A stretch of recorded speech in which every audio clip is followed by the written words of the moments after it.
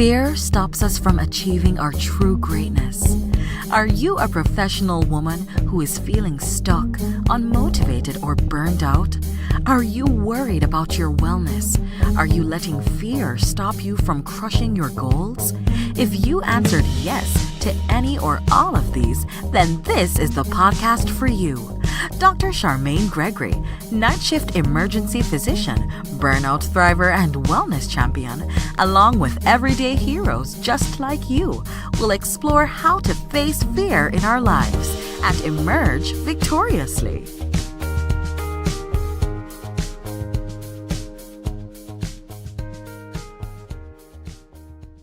Hello, Fearless Freedom family. I wanted to do a solo episode this week, and partially it's accountability and partially it's a little bit of sharing. So here goes. So I don't know if you may have listened to episode number 1 where I talk about the reason why I got the podcast going in the first place. But in case you have not listened to that, one of the main reasons why I decided to launch this podcast was because I am one of many people who has a intense fear of public speaking. And we are talking about palpitations, like really fast heartbeat, feeling like your heart is beating out of your chest, having sweaty palms, tapping your feet, not getting any sleep the night before, feeling like something detrimental is going to happen once you step on the stage, like you trip and fall and bust your face, or you're going to give a talk with spinach in your teeth and you're smiling and that little piece of green is just taking the stage and overshadowing your content. So this is what I go through. And when I tell people this, they kind of look at me with a side eye, like, really?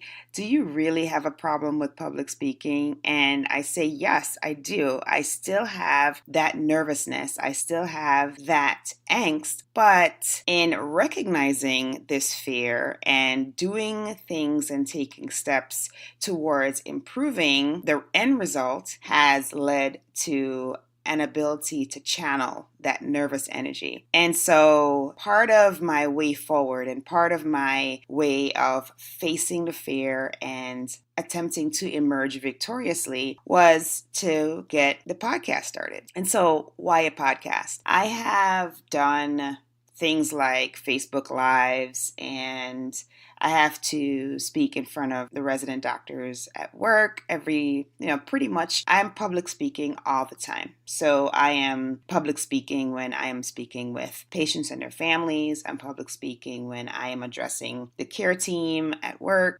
It's just constant, but it's something about that formalized event where you have to get in front of a room full of people and engage them and share with them and try to get your message across. That was the thing that really shook me. So I made a decision probably about late 2017. I said, you know what? This is definitely something that's a fear, and I feel like I don't want it to cripple me anymore.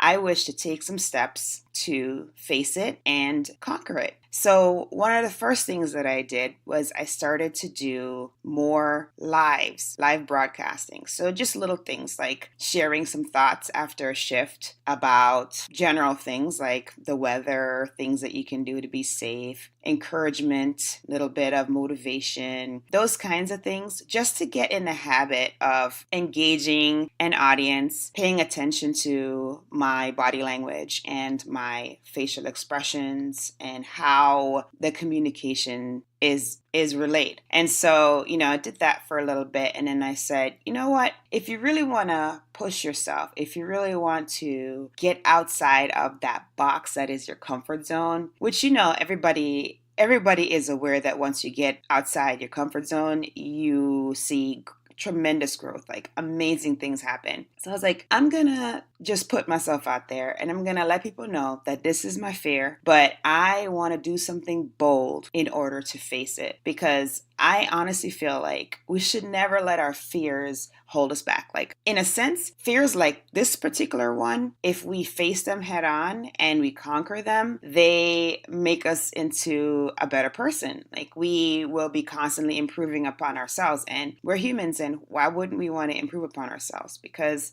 that's what we do. We progress. We evolve. We become better than we were yesterday. So then I'm like, okay, so what exactly can I do? So whenever we have a goal, we always have to kind of break the goal down into that famous acronym SMART, right? So you want to make sure that it's a specific goal. You want to make sure that it's measurable. You also want to make sure that it's something that's attainable, something that's realistic, and then make it time bound. So I sat down and I was like, hey, how the heck am I going to face this fear of public speaking? So I was kind of thinking of ways. So I told you that I started doing kind of things that were like low hanging fruit. So doing the live broadcasts and doing little videos here and there that are for just general education purposes. And I started to build up some more confidence just doing that. Just learning that even if you don't have somebody directly in front of you and you're talking into a camera, you're actually engaging a larger audience. And so I would imagine I'd literally close my eyes sometimes within the talk, and I would literally just imagine who I was speaking to. And that exercise allowed for me to start using a method, and that method is the conversational method. And I don't know if this is a real method that's been, named that or what, but that's what I call it. And so for me, the conversational method is when I am public speaking, I just imagine that we're sitting at a table at a coffee shop, or we're sitting in the living room and we're sipping on some tea or we're sipping on some coffee and we're having a conversation. We're just vibing. And that little thing just makes me feel completely comfortable immediately. So instead of fumbling on my words or really feeling, oh my God, is there spinach in my teeth? I am more focused on the person or persons that are in front of me, right? So it's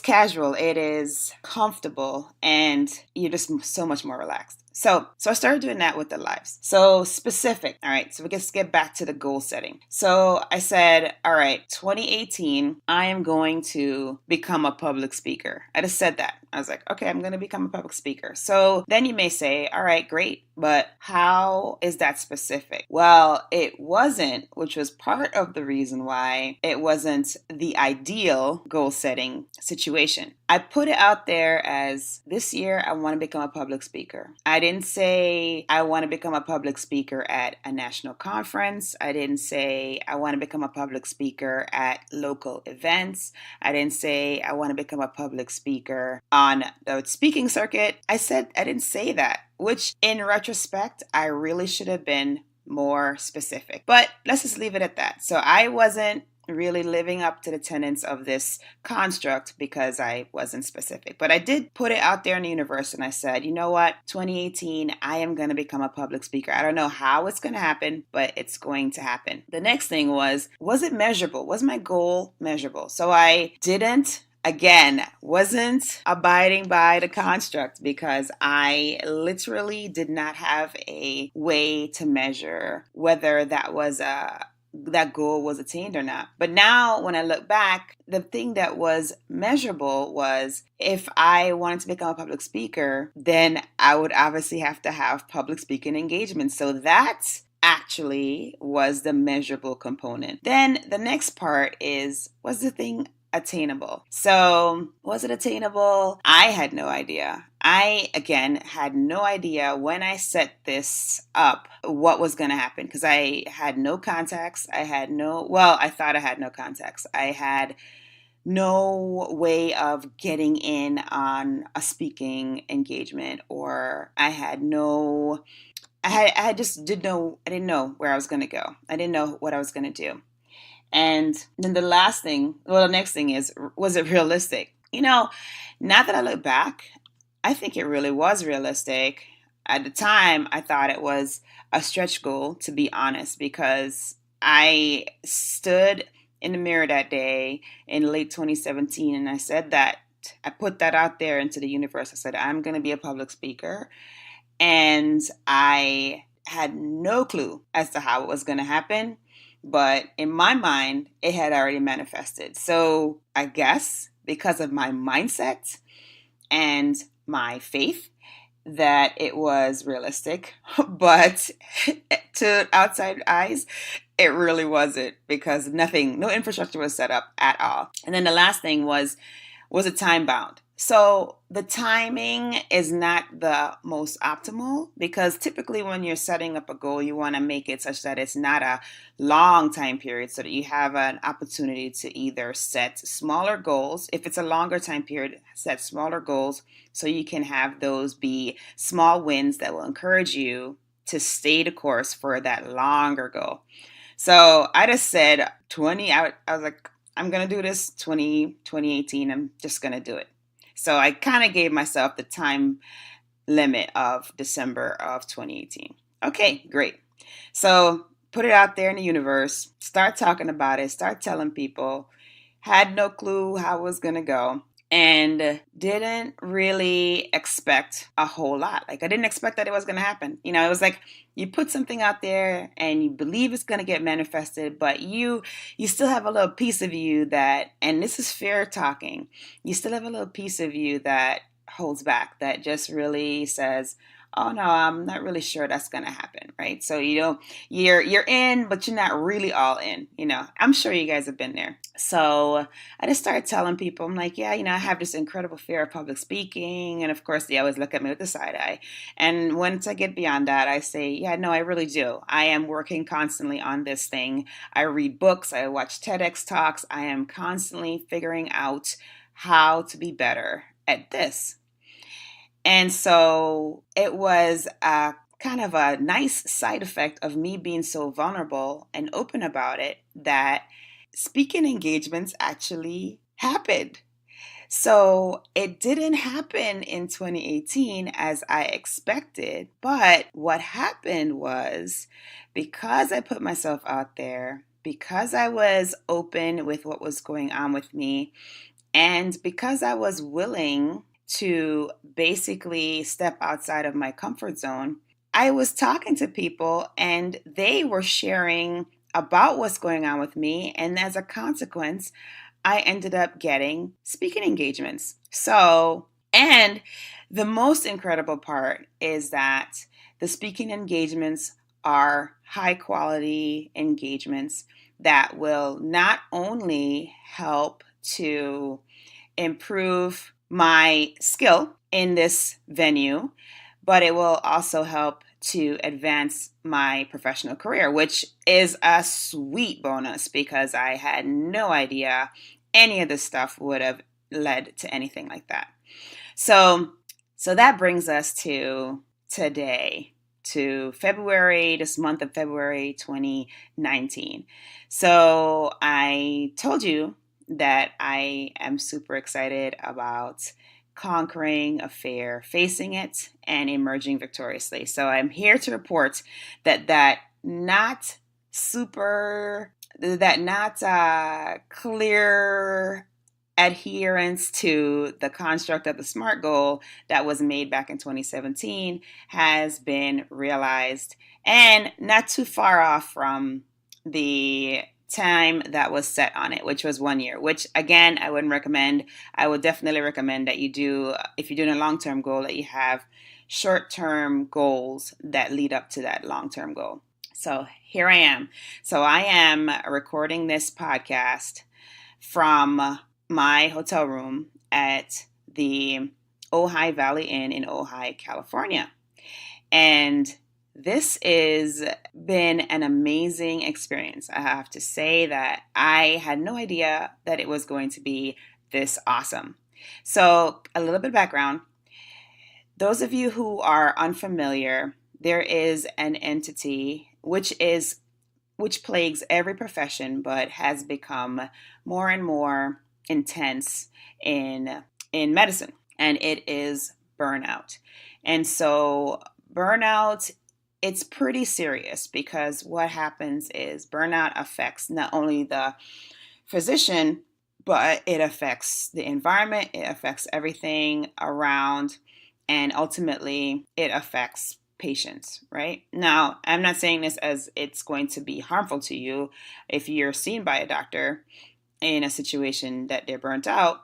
But what I'm saying is that, they're not going to be, if they're in the throes of burnout, they're not going to be their best selves, okay? And so the ability to practice medicine isn't compromised, but what's compromised is their ability to engage and interact on the level of excellence that they would like to can be compromised.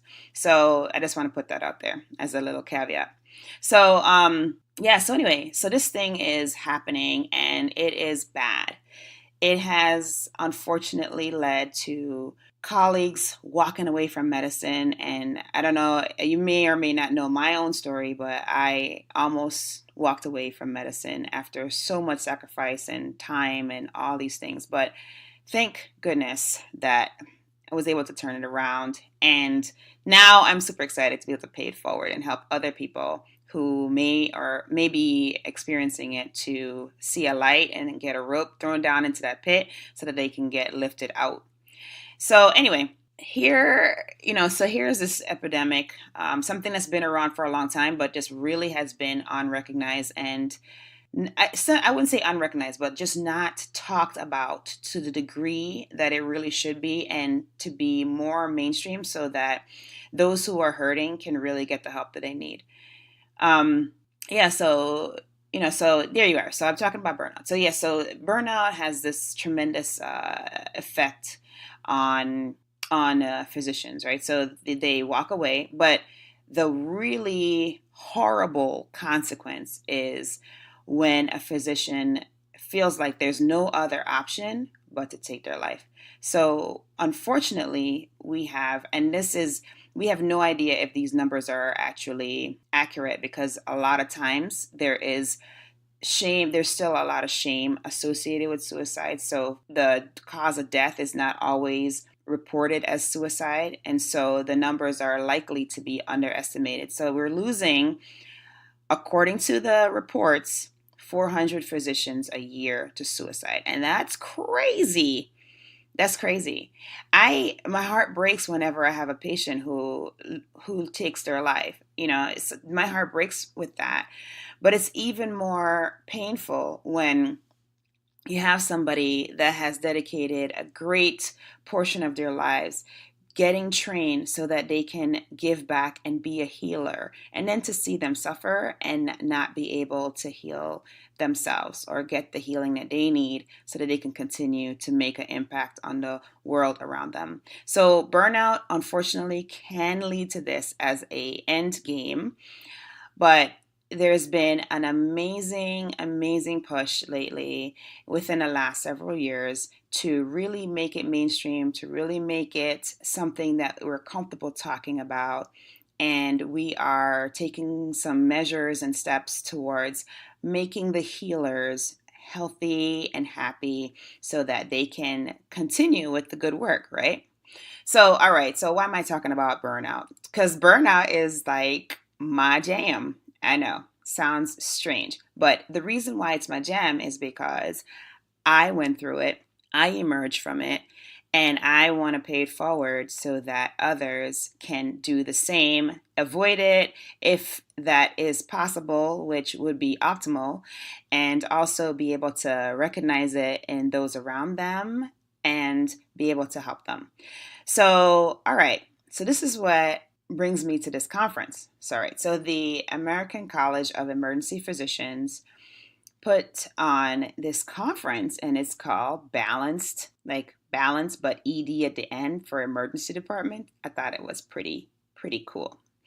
And so it's called Balance ED, and it is a conference that really focuses on tools that can be utilized for resilience and for burnout recognition, and lots of options as far as overall wellness of a physician, which much needed, very awesome. Okay, so I was in the right place at the right time, and because I had put myself out there last year about wanting to become a public speaker. I was able to become a faculty of this amazing conference. I mean, I have to pinch myself every day that I'm here because I'm like, wow, really? This is great. And it has just been such an amazing experience because the people that are on the faculty, these are like the giants in my field of emergency medicine. You know, we have people who are former presidents of the National College. I mean, just amazing. And it's just so great to be around people who are like that and just watch their styles and how they relate the information. And they just have so much wisdom to share. And so, you know, for my first speaking engagement of 2019, this was pretty awesome. So I just wanted to get on and share about that. And I will say that before my talk a couple of days ago, I was nervous, but I kept on telling myself, okay, you need to channel this nervous energy and turn it into fuel for excellence. And it was amazing how just telling myself that completely flipped my mindset and allowed for me to get into that mode where I'm having that conversation with a friend at the coffee shop or in the living room, and we're sipping tea and coffee, and we are just jamming, just having an exchange, sharing information, and communicating like we love to do as humans. So I tell you all of this because, number one, I wanted to give you guys an update on facing my fear. And of course, I do face my fear pretty much every single time I do a podcast episode. So there you have it. So thank you so much for helping me in this way. And I hope that you're encouraged by the content that you're getting from this podcast so that you too can figure out what it is that's holding you back or what it is that is preventing you from stepping outside of your comfort zone so that you can have that maximum growth that you deserve. So, did it. It's under the belt. And I am just super excited about all the other things that are coming up down the pike that are going to also assist in continuing to improve upon myself and improve upon the lives of those around me as I share my story and I share all the things that I've learned along the road so that others can benefit and others can be well, not go through what I went through, and hopefully just I really, really hope and pray that we don't lose anybody else. All right. So hopefully this was helpful. If it was and you enjoyed the conversation, I really hope that you will make your way to the subscription button on Apple Podcasts and click it, and that you will also make your way down to the star rating and give the podcast a 5-star rating. And if you feel so inclined, and I'd really appreciate it if you go down and put in a positive comment so that this will help other people to be able to hear the podcast and benefit from it as well. All right, so that's all I have, and I hope that you will be strong, be brave, and unleash your greatness. Thank you for joining us today on this journey. Fear is all around us. It strives to stop us from achieving our greatness. We have the tools to be overcomers. By sharing our stories, supporting each other, and doing self-reflection, we can do this. If you found value in this conversation today, please be sure to subscribe to and share this podcast with your friends. By going to your favorite podcast platform, leaving a review and a 5-star rating, you will help to get the word out about it. And that is much appreciated. Thanks again for spending time with us. I appreciate your time and your attention. It is my hope that you will punch fear in the face today and that you will be strong, be brave, and unleash your greatness.